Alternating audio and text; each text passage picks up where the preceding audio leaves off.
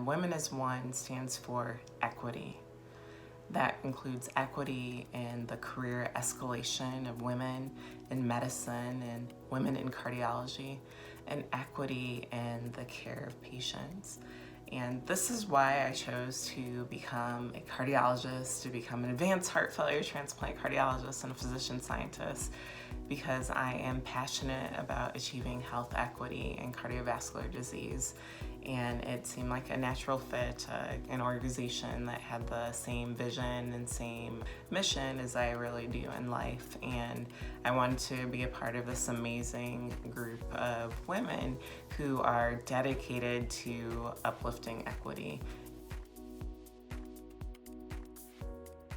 I care most about heart failure and equity, and there are major disparities in cardiovascular disease and heart failure, where African Americans in particular, compared to whites, have disproportionately higher rates of heart failure and are disproportionately more likely to die from this disease.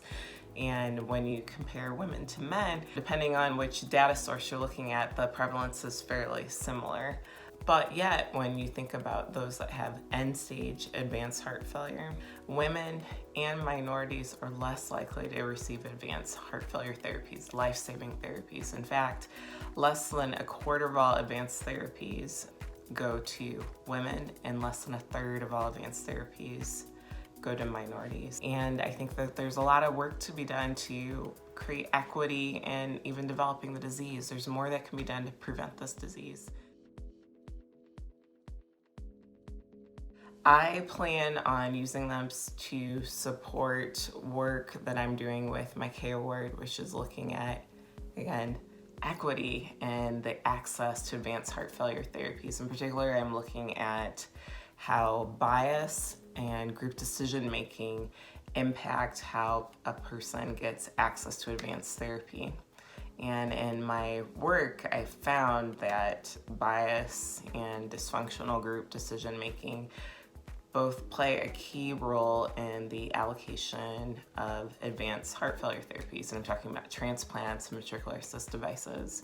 I intend to use the funding from Women as One to support a statistician as well as my study coordinator to work on implementing the interventions to fix these structural problems. As many know, we're dealing with a really perilous time and difficult time period with all of the many deaths of African American men and women in the US and across the world. As people are becoming more and more aware, this is related to structural racism and structural inequalities. It's my hope that during this time period, while many more people are recognizing that this problem exists, that we do something now that's concrete to change the course of history. It is my hope that policies change, that people change, that culture changes, so that we can advance society and eventually achieve health equity. And a country as powerful as this is, and that has as much wealth and education, I think that the opportunities are limitless, but we have to convene as people groups to ascertain how different levels of privilege contribute to these inequities that remain prevalent, and that we do some things to honestly fight against structural racism that's prevalent in society and is a major contributor to cardiovascular disease and the health inequities amongst racial ethnic minorities, and particularly in African Americans.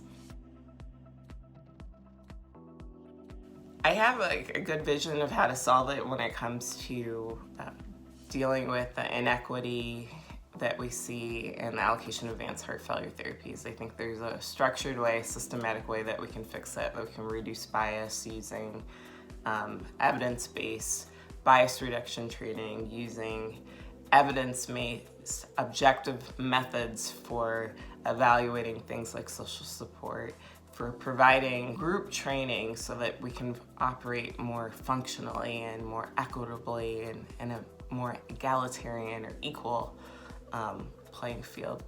And I think that's doable today, now, and something that will lead to instant reduction in disparities.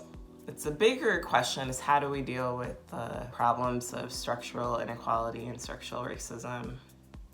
This combination of multiple things with policy, with culture, with getting to know people, with creating equity in education and housing and insurance. Let's give everyone equal access to insurance.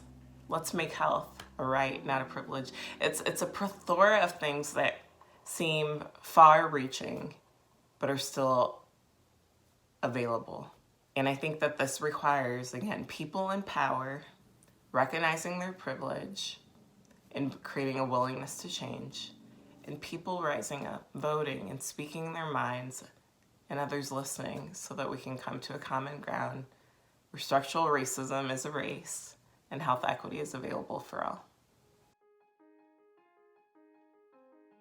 Number one woman that supported my career is my mother. She is my superhero. I feel like the older I get, the clearer my vision is to see all that she's dealt with, accomplished. She's like first generation, first in her family, graduate from high school, first in her family to go to college, graduate from college, and she's my number one support and form of encouragement to always believe in myself and to know that my family is always supporting me and my faith in the Lord to guide me in my direction and my passion in life. And my sisters as well have been incredibly strong women that have dealt with a lot and always been there to encourage me and what I want to do and how I want to change things and create a different type of life for people across the country when we're talking about health and